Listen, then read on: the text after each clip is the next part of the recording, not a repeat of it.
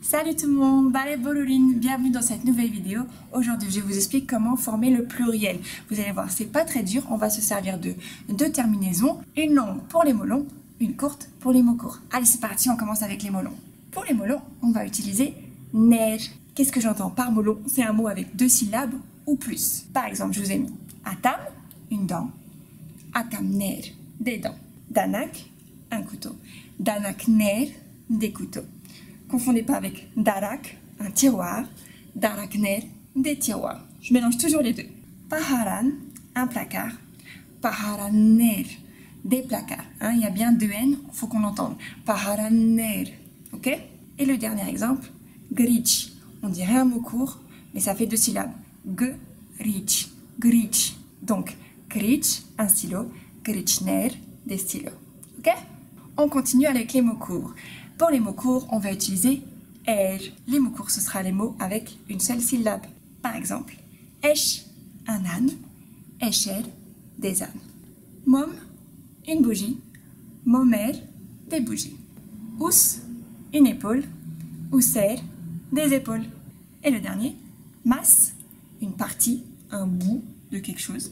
Masser, des parties, des bouts de quelque chose. Alors pour les mots courts, parfois il va y avoir un piège. Les mots qui contiennent au milieu un ou un i vont devoir être réduits. Alors qu'est-ce que ça veut dire? C'est-à-dire qu'on va enlever le ou enlever le i. Par exemple, tun, une maison.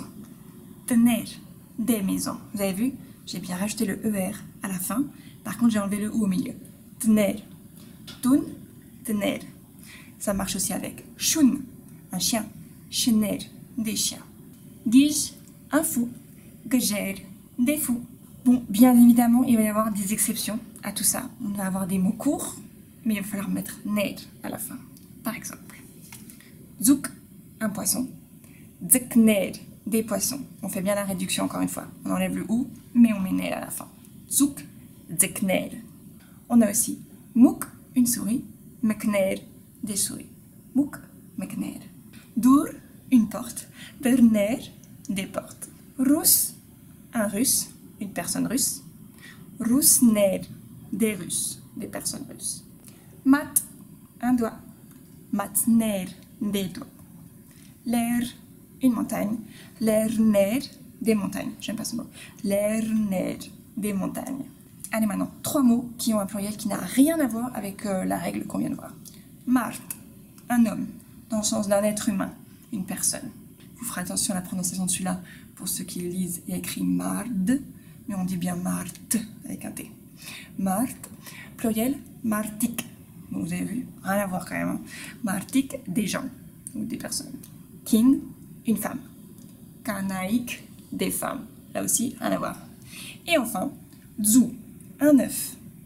Zver, des œufs. Là aussi, rien à voir. Dzu, zver. Allez, on fait des exercices. 14 exemples, voilà les 7 premiers. Vous pouvez mettre pause si vous voulez réfléchir. Et on y va pour les réponses. Das, une classe ou un cours. Pluriel, daser. Ouais, mon cours, on utilise er. Hay, un Arménien. Hayer, des Arméniens. Momik, momikner.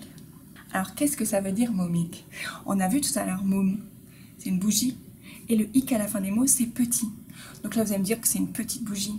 Alors oui, vous n'avez pas tort, ça peut vouloir dire une petite bougie, mais le sens primaire de momik, c'est un suppositoire. Ouais, donc attention, la prochaine fois que vous venez en Arménie et que vous allez dans une église et que vous voulez acheter des petites bougies pour allumer des petites bougies, vous ne demandez pas des momiks à la dame.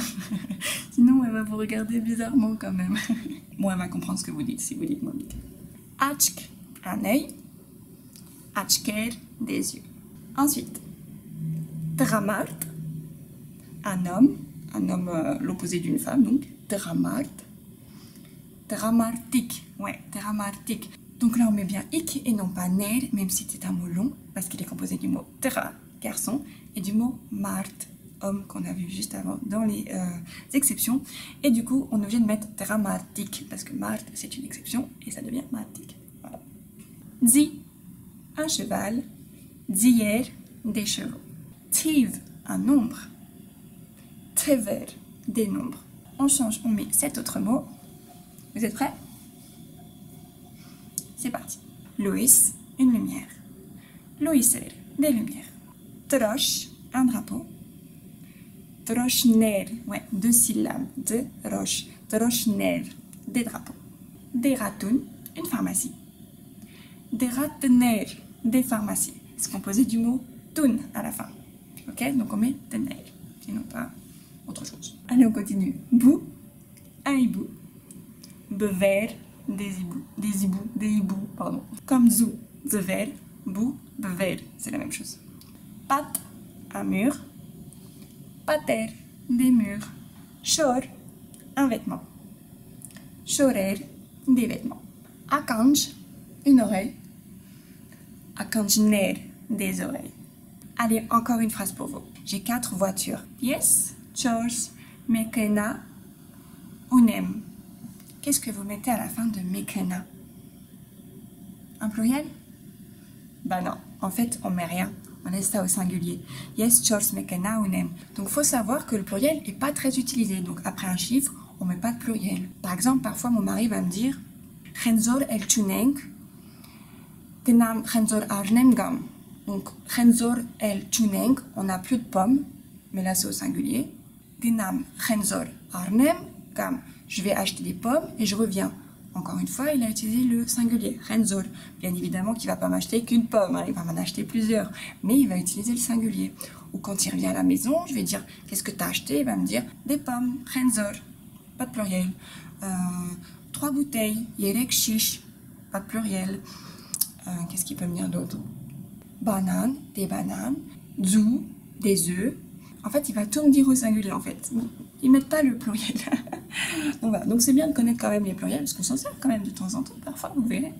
Mais voilà, si vous vous trompez, c'est pas grave. Essayez toujours de mettre un L ou un L à la fin, et ça devrait passer. Hein. Ça devrait, vous allez vous faire comprendre, vous inquiétez pas. Encore une chose que je voulais vous dire, les adjectifs n'ont pas de pluriel. Par exemple, je vais dire « Ça, no shenka ». Ça, c'est un nouveau bâtiment.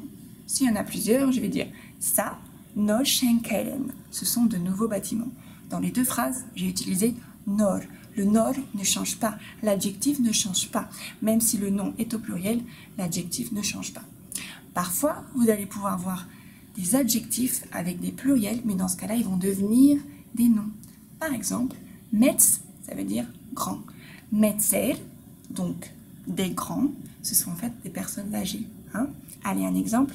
« Metzere, sovolavar, lavchen lesum ». Les personnes âgées, généralement, n'entendent pas bien. Le « e » à la fin, on verra dans une autre vidéo, ça veut dire « les » ou « le » ou « la ». Et voilà, c'est fini. J'espère que vous avez tout compris, que j'ai été claire. Et je vous souhaite une bonne journée et à bientôt. Salut!